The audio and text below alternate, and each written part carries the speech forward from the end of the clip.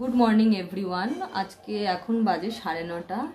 তো ব্লগটা শুরু করছি সকাল থেকে, যেহেতু উইকেন্ড, শনিবার আজকে। তো সকালবেলা থেকেই ছেলেকে পড়ানো দিয়ে স্টার্ট করছি। আর কালকে একাদশী গেছে, সুতরাং আজকে সকালবেলায়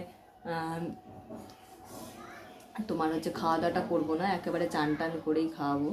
তো সুতরাং দেখতে থাকো পরবর্তী ভিডিওগুলো। ওকে।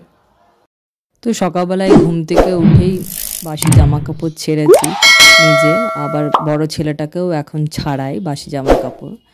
তো ও গতকালকে রাত্রেবেলায়, যেহেতু আজকে স্কুল নাই, শনিবার রবিবার স্কুল নাই, সে কারণে ও আমার মা বাবার কাছে রাত্রেবেলায় শুয়েছে। তো যাই হোক, নিজে থেকে 7:30টার সময় উঠে চলে এসেছে উপরে। তো ওকে একটু দুধ দিলাম, আমিও চা খেলাম। খাওয়ার পরে তারপর ওকে পড়তে বসালাম। তো ওর তো এই সপ্তাহে সোমবার থেকে শুক্রবার পর্যন্ত স্কুল আছে, এবং স্কুলে 4টে থেকে 5টা পরীক্ষা আছে। কী কী পরীক্ষা? ইংলিশ 1, ইংলিশ 2, ম্যাথ, বাংলা, আবার ইংলিশ 1-এর ডিকটেশান, ইংলিশ 2-এর ডিকটেশান। টোটাল প্রায় গোটা সপ্তাহ ধরে 10 করে 50 নম্বরের পরীক্ষা আছে। তো যাই হোক, শনি রবিবারের মধ্যেই আমি পড়াটা কমপ্লিট করাতে চাই। তো আজকে 9:30 পর্যন্ত পড়ালাম। পড়ানোর পর কালকে যেহেতু একাদশী বলেই দিলাম, তো আজকে তো খাইনি, সকাল থেকে একটু চা আর বিস্কুট খেয়েছি, তো স্নান টান করেই খাবো। তো বড় ছেলেটাকে আজকে বললাম যে তুই কি খাবি, তো আজকে ও বলছে যে আমি মা এগরোল খাবো না, তোমার হচ্ছে ডিমের ভুজিয়া খাবো, রুটি দিয়ে ডিমের ভুজিয়া খাবো। তো আমি তাহলে বললাম তোকে একটা পড়া দিয়ে যাই, ততক্ষণে আমি চানটা করে আসি। তো চান করে আসার পরেই ওকে হচ্ছে আমি ডিমের ভুজিয়াটা করে দেবো।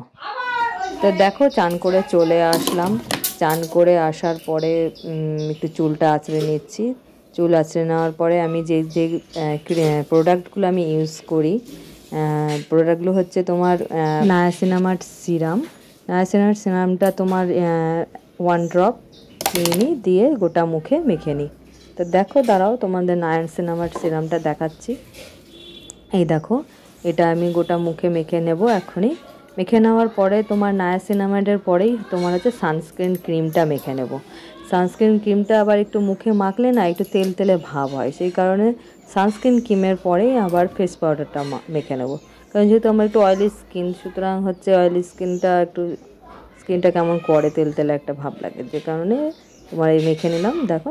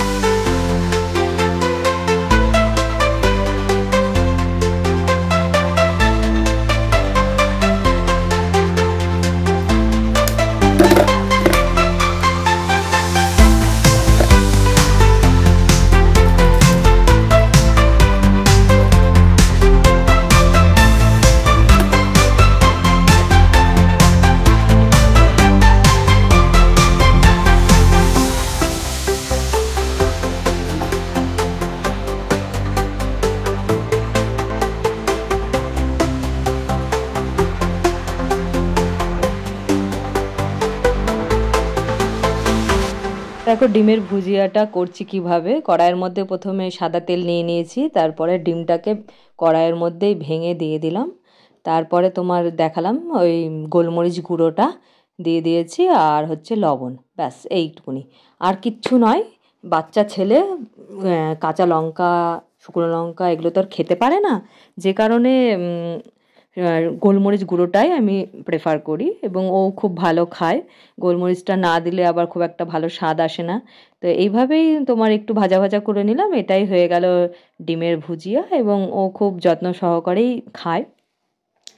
তো খাবারটা নিয়ে ও নিচে চলে যাবে, আর বললো মা একটু সস দিও পাশে। তো সস নিল, সস নেওয়ার পরে আমি বললাম চলে যা নিচে। তারপরে দেখো আমিও নিজে চলে এসেছি নিচে। তারপরে মা ভাত করেছে সকালবেলায়, তো ভাতের সাথে এইটা নিচ্ছি, কি বলো তো, এটা হচ্ছে তোমার আমরা তো দেখিয়েছিলাম হোমমেড ঘি কিভাবে করি। তো ঘিটা করার পরে যে চাছিটা পড়ে থাকে, ছানাটা পড়ে থাকে কড়াইয়ের মধ্যে, ঘিটা ছেঁকে নেওয়ার পরে সেই এটা দিয়েই, ছানাটা দিয়েই খাচ্ছি। তো খুব টেস্টি লাগে ভাতটা খেতে। ওর সাথে সাথে একটু একটু ঘিও থাকে কিন্তু, হ্যাঁ। তো একটুখানি আলু সিদ্ধ আর ওই ছানাটা, ঘিয়ের ছানাটা দিয়ে চেটেপুটে ভাত খেয়ে নিয়েছি। যাই হোক, তো আমার মা বসে আছে পাশে, আর আমার ছেলে সামনে আছে। তা আমি বললাম যে একটু ক্যামেরা বন্দি কর। তো যাই হোক, ও কোনো রকমে করেছে, দেখছো ছবিটা একটু কেমন আপছাপচা এসছে, তো একটু মানিয়ে নিও। তো দেখো, আমি সবসময় এখন খেতে নিচেই বসি, তার কারণ হচ্ছে আমি যদি ডাইনিং টেবিলটাতে বসি তাহলে আমার ছোটো ছেলে বসতে পারে না, পড়ে যাওয়ার সম্ভাবনা আছে। সেই কারণে আমি এখন বেশিরভাগ খাওয়ার সময় নিচেই বসি, যাতে করে ও আমার সামনেই বসে থাকতে পারে, আবার একটু একটু মুখেও দিই খাবার। তো দেখো এইদিকে তারপরে আমি খাওয়া হয়ে গেল, আমার এঁঠো থালাটা আমি দিয়ে দিলাম। আমার মায়ের হেল্পিং হ্যান্ড হচ্ছে বন্দনা। বন্দনা খুব সুন্দর ব্যবহার ওর, এবং ও খুব পোলাইটলিভাবেই আমাদের বাড়িতে দীর্ঘদিন কাজ করে আসছে। তো আমি বলবো আমার মা খুবই এবার যে হেল্পিং হ্যান্ডটা পেয়েছে, তো খুবই ভালো পেয়েছে।